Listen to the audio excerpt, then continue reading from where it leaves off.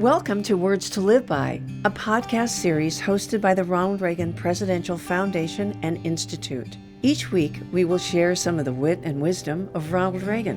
In essence, Words to Live By, made up of radio addresses and speeches he delivered from the 1960s through the 1980s. The White House Press Corps. In this podcast, we'll cover some interesting, short, and formal exchanges between the president and the press in September 1984. Yeah, the president at the time was in the intense throes of a political campaign, but at the same time, he was still president, still had work to do. It was the height of tensions with the Soviet Union, and when an impromptu meeting with Andre Gromyko, the Soviet foreign minister, was arranged, the press was all over it. Above all, we have to remember that the story of the White House cannot be told without discussing interactions between presidents and the press, sometimes cordial, sometimes confrontational. This relationship is fueled by the public's desire for news about the leader of the nation and his administration or her administration's work. Yes, all American presidents have a love-hate relationship with the press, but the harsh reality is they have to deal with them. And there are many ways to do so. Formal press conferences, private interviews with selected media reps, pre-written press releases, and like we're going to hear from today, informal exchanges. So every morning, the White House Press Corps gathers like a pride of lions. Marlin Fitzwater, press secretary to both Presidents Reagan and Bush, said they snarl, they growl, and they're always hungry. And so, let's listen to how our 40th president feeds the lions at the gate. Here's the first quick informal exchange on September 2nd, 1984, when the president was heading to Marine One on the south lawn of the White House. He was heading ultimately to California, Utah, and Illinois for a little campaigning. Religion was the hot topic. Let's listen. The polls show that you don't have a chance to lose things. Can you lose it? The only poll I'm going to believe in is the one they take on November 6th. What about this religion issue? Let's come up. Are you all overplaying it? No, but I think some people in your profession here are. Jesse Jackson said this morning that this attempt to exploit religion is going to blow up in your face. Well, he'll have to speak for himself. What I was commenting on was the great movement that has been going on more and more to attack religion by some who pretend that they're acting within the Constitution. Those people who would deny such things as chaplains in the military and God we trust on our coins and so forth. That's what I was commenting about. I'm not seeking to install a state religion in any way. You feel good about the campaign as you start this trip? Yes, I always enjoy campaigning. I got 50 states sweep. I'm going to run 1 point behind. The next exchange occurred upon the president's arrival at Chicago's O'Hare Airport. Let's listen. What did you mean by that new spirit engulfing America? What did you mean by that? I think it's evident every place you go. Everyone is optimistic and everyone was gung ho to go forward with the kind of expansion we're having. We've got 6 million new jobs in the country. We've got the fastest business expansion that we've had, 600,000 new incorporations. Everybody's ready to go. Mr. President, have you laid the religious issue to rest? Some of your aides have said that with your statement today, you are finished talking about religion on the campaign trail. Well, I was only talking about it because I was speaking at a prayer breakfast. And then what I said was greatly distorted. My concern was not with government invading religion. It's with all those people that are trying to make government turn around and interfere with people's right to practice Who religion. distorted that, Mr. President, and how was it distorted? I guess it was just lost something in the translation. You've had a campaign kickoff. You haven't even mentioned Walter Mondale by name. Why not? Why should I? Here's another brief exchange. This one took place on the south lawn of the White House as the president was headed to Camp David for the weekend, September 7th, 1984. That God is a Republican? Do you think that God is a Republican as Mondale charges? Mr. President, will you let him answer? Go ahead, answer. I have no answer to any of those things. Well, now, are we living in politics necessarily intertwined, as you said in Dallas? The sense that I read it in Dallas was none of you has correctly reported. What's the correct way? The correct version is there is a wall of separation. Some anti-religion are trying to break down that wall. And what I was saying is in the context of, yes, definitely there is a connection between morality and politics, and should be, and too many neglect the.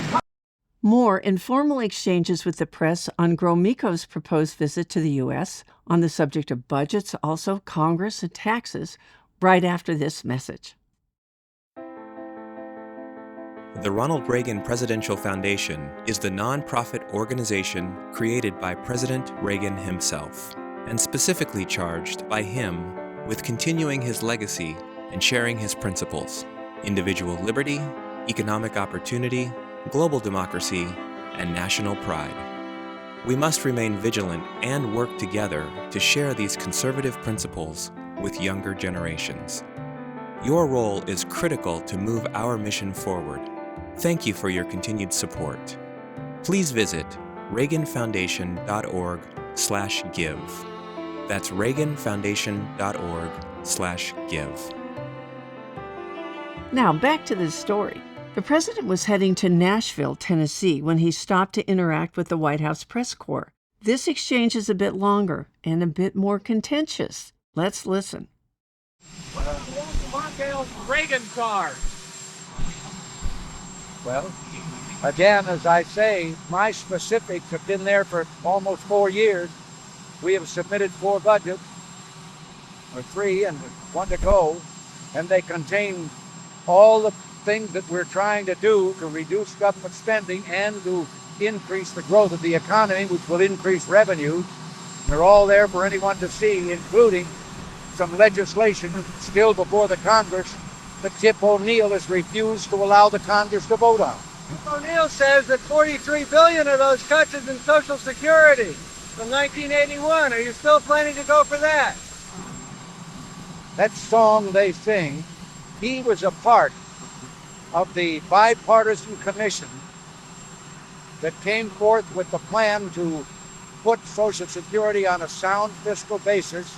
It's been adopted. Social Security is secure as far as we can see into the next century, and we're not going to touch the benefits of the people on Social Security. You said in March you're going to have to take another look at Social Security. It still needs some attention. Not that I know of. There are still 2 future tax increases in the Social Security payroll tax between now and 1990, which they passed in 1977, the biggest single tax increase in our nation's history. Will you rule out future reductions? Will you rule out future reductions for feeding programs for women, infants, and children? Right now, we are spending more on those programs and on food programs than ever before in history. Spending for food for the needy of all kinds is up 37% since 1980. Will you rule out a future reduction? Will you rule out a future reduction? We're looking at thousands of suggestions, most of which have to do with improving management. I still insist that government overhead for providing benefits is still much too high. You can make further budget cuts without affecting how much actually goes to help the needy. You're criticizing the doubting Thomases in your speech who are putting down America. Who specifically are you talking about? Well, some of you might not like it if I answered that question specifically, but I've noticed that there's never a good news economic story on the evening news that is not accompanied by or buried by finding some individuals who have not yet benefited by the economic recovery. So, Criticism. criticism at all. It's ignoring the fact that we know there are still individuals who have not been helped. The whole aim of the program is finally to get to everyone. But we also know that there are millions of people that have gone back to work, that the economy is booming, all of the figures that I've been giving in the speeches. So it would be fair to present this in a balanced way. How come none of you have mentioned the polls? What do you think of the polls? Goody. I just wanted to say, President Dewey told me to run scared and not be overconfident. So the only poll I'm going to listen to is the one that takes place November 6th. There's that news. You said that before. You're going to win in a landslide this time? I'm going to run scared. Yes, I know I've said it to you before. I'm waiting for you to repeat it in your news account. Budget deficit reduction plans between now and the election? As I say, our whole economic program is aimed at this. And it's there and has been there in every budget.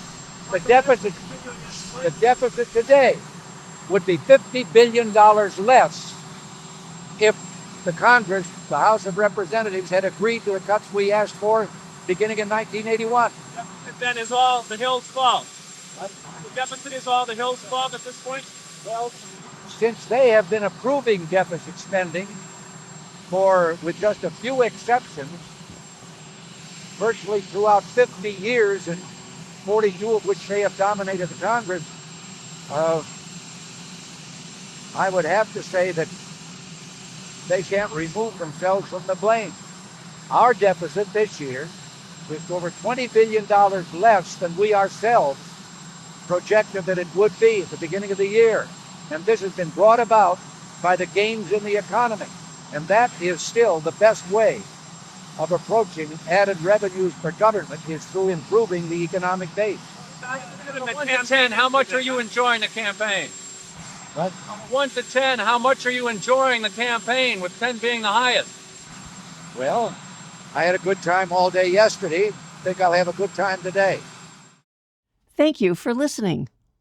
For more information on the Ronald Reagan Presidential Foundation and Institute, including information on how to become a member, information on upcoming exhibits at the Reagan Library, and more information on the legacy of President Reagan, please visit reaganfoundation.org. And don't forget to like and follow the Reagan Foundation on all social media platforms.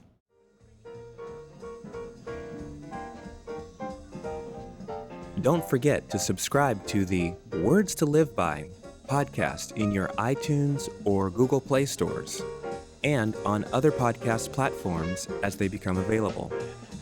New episodes of Words to Live By come out every Tuesday. Like what you hear? Check out our A Reagan Forum podcast, featuring great speeches delivered at the Reagan Library. New episodes drop every Thursday.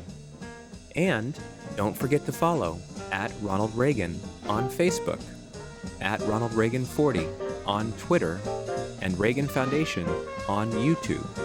Also, search for us on SoundCloud and Stitcher.